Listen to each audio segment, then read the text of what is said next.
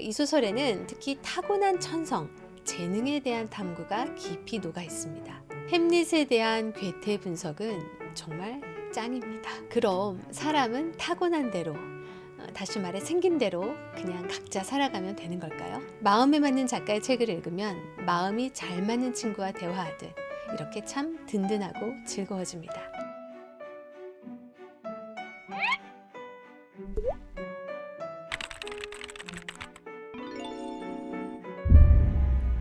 안녕하세요. 책 읽는 미연입니다. 민음사 세계문학 전집 완독 챌린지 괴테 2부 23, 24권 빌헬름 마이스터의 수업 시대를 읽고 왔습니다. 지난 영상에서 제가 괴테를 너무 좋아하게 됐다고 말씀드렸는데요. 생각해 봤습니다. 나는 왜 괴테류의 작가를 좋아하는가? 생각해 보니까 제가 좋아하는 작가들 중에 헤르만 헤세, 토마스 만 등 독일계 작가가 많더라고요. 공교롭게도 이 책에 그 단서가 될 만한 부분이 있는데요. 주인공 빌헬름이 독일 사람에 대해 말하는 부분입니다. 독일 사람들은 자신이 하는 일에 대해 성찰하기를 좋아하는 백성이래요. 독일은 칸트를 대표적으로 해서 관념론이 우세한 나라 아닙니까? 내가 그런 작품에 접속되는 것을 좋아하는구나. 완독 챌린지를 진행해 나가면서 저 자신에 대해서도 발견해 가고 있습니다. 10박 11일의 긴 순례 여행 끝에 많이 피로했음에도 불구하고 괴테의 작품을 읽는 것이 행복했습니다. 충분히 곱씹을 시간이 없다는 게 아쉬울 뿐이었죠. 여러분은 어떻게 읽으셨는지 참 궁금하네요. 파우스트는 희곡이었고 이 작품은 소설입니다. 그런데 희곡의 연장 같은 느낌도 많이 들어요. 대화가 많고 그 대화의 특징도 어딘지 연극적 대사 같기 때문입니다. 실제로 이 소설에는 배우들의 이야기가 많이 나오기도 하죠. 빌헬름 역시 그렇고요. 분량이 많지만 속도감 있게 읽을 수 있는 소설이었습니다. 작가 소개 없이 바로 리뷰로 들어가겠습니다. 괴테 1부 파우스트 영상을 아직 안 보신 분들은 그 영상에서 작가 소개를 들으실 수 있습니다. 1부 때와 마찬가지로 이번 작품도 키워드 중심으로 감상한 내용을 나눠보겠습니다. 이 소설을 거칠게 요약해보자면 빌헬름 마이스터라는 주인공이 어린아이에서 청소년, 청년기를 거쳐 장년이 되는 과정에서 인생을 배워가는 이야기라고 할 수 있을 것입니다. 그러면 인생에서 무엇을 배우는가? 이 소설에는 특히 타고난 천성, 재능에 대한 탐구가 깊이 녹아 있습니다. 헤세나 토마스 만의 소설에도 이 부분에 대한 탐구가 자주 나오죠.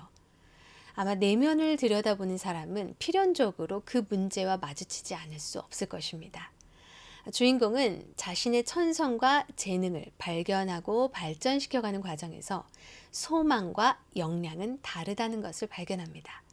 그리고 거기서 운명은 어떻게 작용하는지, 교육의 역할은 무엇이어야 하는지에 대해서도 생각하게 되죠. 먼저 타고난 천성은 운명이라는 말과 잘 어울립니다. 괴테의 작품은 전반적으로 기독교적 색채를 많이 띠기 때문에 그 운명의 주관자가 신이라고도 말할 수 있을 텐데요. 운명은 종종 자연의 힘으로도 언급됩니다. 주인공은 이 운명의 힘을 신뢰하고 있어요. 이 운명이 우연의 형태를 띠고 사람들의 길을 인도한다고 생각합니다. 예기치 않은 외적 상황이 발생하기도 해서 한 사람의 인생이 영향을 받기도 하죠. 타고난 출생 신분 역시 운명의 일부분입니다. 아주 중요한 일부분이죠. 운명은 때론 가혹하게 삶을 몰아가기도 하지만 늘 최선이 되도록 조종하는 힘이라고 주인공은 말합니다. 운명에 대해 이렇게 생각해서 그런지 주인공은 기본적으로 낙관적인 태도를 보이고 인생 여정으로부터 배우려는 자세를 가지고 있습니다. 그리고 자신의 천성을 중시하는 것과 마찬가지로 다른 사람의 천성도 존중하는 모습을 보입니다. 모든 천성이 귀중하며 그 각각의 사람이 모여 조화로운 인류 사회를 만든다는 것이죠. 각자의 천성은 달라도 각자가 궁극적으로 목표로 하는 것은 동일하다고 하는 부분도 참 인상적이었습니다. 그 목표란 무엇인가? 세상을 즐기고 다른 사람 속에서 자기 자신을 공감하며 종종 화합이 안 되는 많은 사물들과 조화를 이루며 함께 살아가는 것이랍니다. 어떻게 동의가 되시나요? 저는 열심히 고개를 끄덕이면서 읽었거든요. 그럼 빌헬름 마이스터의 천성은 무엇이었을까요? 그는 어릴 적 크리스마스에 어머니가 보여주신 인형극을 접한 이후 극작과 연기에 몰입한 삶을 살아가게 됩니다. 무대에 자신의 삶을 다 쏟아붓길 원하기도 했어요. 그런데 문제는 실제로 그런 일을 하면서 여러 번 회의의 국면에 처하게 되었다는 거죠. 아마 그 일들은 그의 천성 전체를 반영하는 것이 아니라 그 천성의 바탕을 둔 몇 가지 구체적 활동의 형태였기 때문이었을 것입니다. 여기서 천성과 구체적 직업은 같은 개념이 아니라는 것을 생각하게 됩니다. 배움의 과정에서 그가 했던 말들을 반추해 보면 좀 더 넓은 범위로 그는 무엇인가를 고안해내고 상상력을 발휘하는 일을 즐겨했다는 것을 알 수 있습니다. 또 무엇인가를 완성하기보다는 늘 새로운 것을 시작하길 좋아하고 외부 상황보다는 내면 세계에 관심이 집중된 사람이라고 종합해 볼 수 있습니다. 어쨌든 예술적 성향과 재능을 가진 사람이라고 할 수 있죠. 이 소설에는 그래서 연극, 넓게는 예술에 대한 주인공의 생각이 많이 나옵니다. 특히 빌헬름이 무대에 올리기 위해 햄릿을 분석하는 부분이 있거든요. 우리가 햄릿을 같이 읽었었죠. 햄릿에 대한 괴테 분석은 정말 짱입니다. 햄릿의 성격과 그가 처한 상황을 그렇게 탁월하게 분석해낼 수 있다니 정말 감탄하면서 재밌게 읽었던 부분입니다. 앞에서도 말했지만 주인공은 그 천성이 발전돼 가는 과정에 있어서 교육의 역할은 무엇이어야 하는지에 대해서도 성찰합니다. 어떤 교육을 옹호하는 방향으로 이 소설이 전개될까요?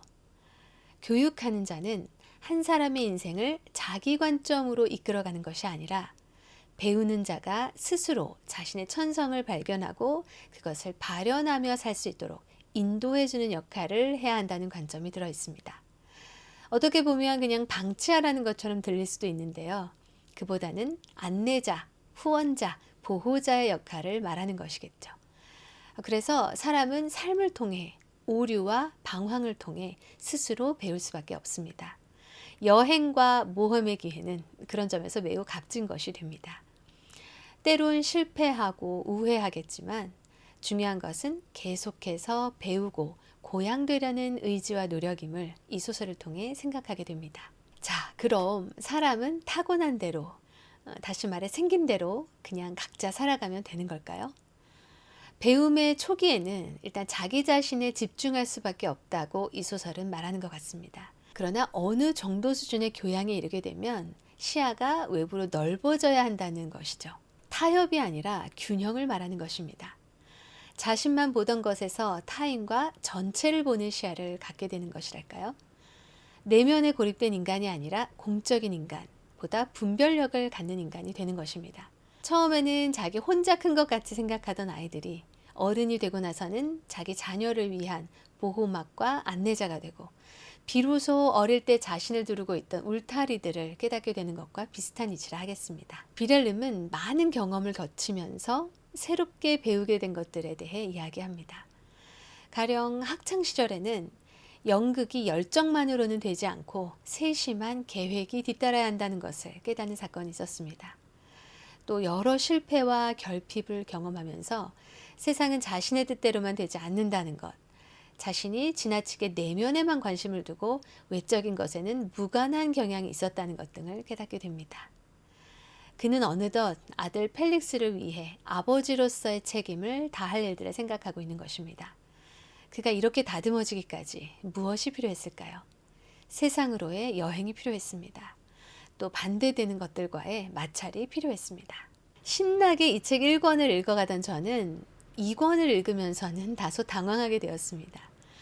제목을 봤을 때 처음 생각했던 그대로 이 책은 빌헬름이 인생 여정에서 자연스럽게 배움을 얻는 과정이라고 생각했거든요. 그런데 2권에 가면 보이지 않는 운명과 비슷한 역할을 한 비밀 조직의 실체를 만나게 됩니다. 흡사 프리메이슨 조직을 연상시키는 비밀 조직이 빌헬름을 선택했고 그의 인생 수업 과정을 지켜보고 있었던 거죠. 소름. 빌헬름은 자신만의 삶을 살 준비가 됐다고 인정받아 수업 증서를 받습니다. 그리고 비밀의 탑 안에는 자신 외에도 그 조직에 선택받은 사람들의 수업시대 수기들이 있음을 보게 돼요. 사실 이 권에는 이것 외에도 몇몇 당황스러운 요소들이 있습니다. 펼쳐져 있던 인물들 사이에 엄청난 인과관계 사슬이 밝혀지는 것도 그 한 요소입니다. 이 아이가 알고 보니 누구의 아들이었고 이 사람들이 사실은 한 형제에다 누구의 조카였다. 이런 식이죠. 이런 신비스러운 설정과 극적인 우연들이 많이 당황스러웠던 것은 사실입니다. 아마도 괴테가 소설보다는 희곡 장르에 좀 더 익숙했던 작가였기 때문이 아닐까 싶은데요. 어쨌든 괴테의 탁월한 통찰력과 표현력은 그런 아쉬움도 덮어버릴 만큼 이번 작품에서도 빛을 발했습니다.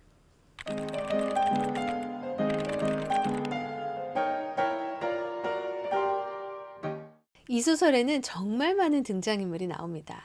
어느 정도의 비중들을 갖고 말이죠. 그 중에서 저는 테레제라는 여성을 반짝이는 눈으로 보았습니다. 아주 씩씩하고 용감한 여성이에요. 근면하고 질서 있는 생활을 하고 기민한 데다 분별력도 있습니다. 지혜롭게 자신의 생활 영역을 관리할 줄 아는 여성이에요. 삶을 힘있게 꾸릴 줄 안달까요? 그러면서도 이기적이거나 탐욕적이진 않습니다. 정말 모범적인 여성이죠. 비렐름도 이 여성을 인정해서 청혼을 한 바가 있습니다. 결국 이루어지진 않았지만요. 이 여성을 원픽 인물로 꼽은 이유, 너무 멋져서 저에게 없는 것을 너무 많이 가지고 있기 때문에 그 기운을 받고 배우고 싶어서입니다.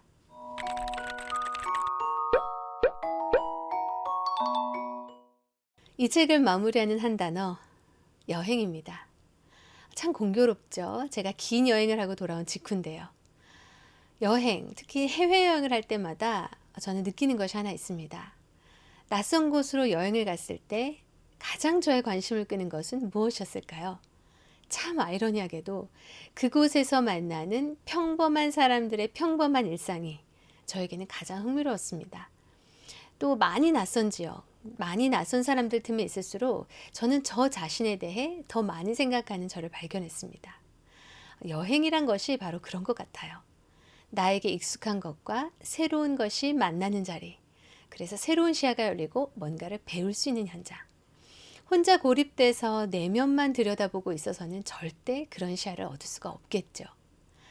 이 소설 어디선가 나왔던 말처럼 우리는 행동을 통해서 배우고 대비를 통해서 배우게 되는가 봅니다. 이 소설은 비렐름이 부모에 의해 출장 여행 기회를 얻게 되면서 본격적으로 시작되는데요. 소설 전체가 그의 여행 과정이었다고 마무리해도 무리가 없을 것입니다. 그 과정을 통해 그는 자신의 천성과 재능에 대해 탐구할 수 있었고 보다 균형을 갖춘 사회 구성원으로 성장할 수 있었습니다. 비밀 조직으로부터 수업 증서를 받기는 했지만 그의 수업은 생이 다하는 그날까지 이어질 것임을 그도 알고 우리도 알죠. 테레제와 비렐름이 처음 만나 대화를 했을 때 테레제는 그 대화에서 큰 만족감을 느낍니다. 자기 자신이 확신하고 있는 것을 다른 사람의 입으로부터 듣는다는 것이 참 기분 좋은 일이라고요. 괴테 책을 읽으면서 저는 종종 그 비슷한 기쁨을 느꼈습니다. 내가 고민하고 있던 것을 같이 고민한 사람이 있었구나. 내가 판단했던 것과 동일한 방향을 얘기해 주다니 참 시원하다. 외롭지 않다. 든든하다. 이 책을 보면 괴테는 셰익스피어의 작품들을 보면서 그런 기쁨을 느꼈던 것 같습니다. 마음에 맞는 작가의 책을 읽으면 마음이 잘 맞는 친구와 대화하듯 이렇게 참 든든하고 즐거워집니다. 다음으로는 이 책을 읽고 오겠습니다. 괴테는 뭐니 해도 베르테르의 시인인데 이 작품을 읽게 되네요. 이번에 조사하는 과정에서 알게 된 건데 신격호 회장이 세운 회사 롯데가 바로 이 소설의 여주인공 로테에게서 나온 것이라더라고요. 이 책의 어떤 점이 그 많은 청년들을 열광하게 만든 것인지 제 눈으로 직접 확인하고 오겠습니다. 좋아요와 댓글은 영상 제작에 큰 힘이 됩니다. 구독, 알림 설정 해주시고 꾸준히 오래 같이 읽어요.